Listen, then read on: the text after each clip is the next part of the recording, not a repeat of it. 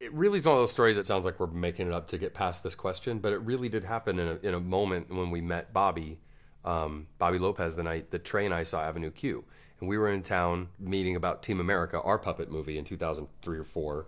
And Scott Rudin told us, there's this puppet thing on Broadway. So we went and saw it that night. Halfway through, after the first act, we were like, wow, this is actually really good. And Matt doesn't want to leave. That's amazing, So we started really looking through the playbill then, and in the playbill we saw special thanks to us.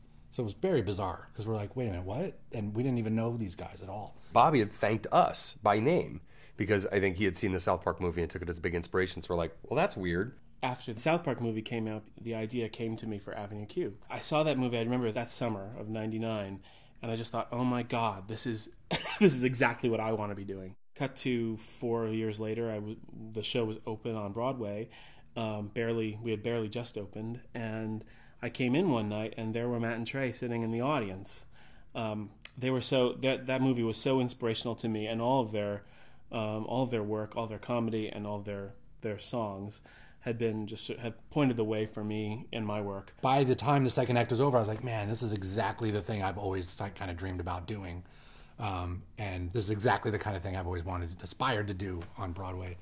And then it happened that Bobby showed up that night, and they told him that we were down there. So he came down and introduced himself. It was crazy because it was like him kind of being influenced by us, and then us being influenced back by him. And then we went out that night. I took them across the street to the bar, and we had a long conversation. I remember we just hung out. Bobby is about 5 years younger than Trey and I, so he was looking to us as like elder statesmen or something. I don't know, like, hey, okay, you guys, you've been in the business a long time. What should I do next with my career?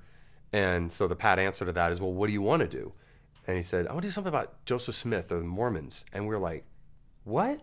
Wait a second. No one likes that shit except for us. When I said Joseph Smith, they were like, we wanted to do that too. They had done a musical called Alfred Packer, which was also called Cannibal, the musical, right after or during their college, for their college project, I guess. And they thought they would follow it up with the Joseph Smith musical, but they just never did.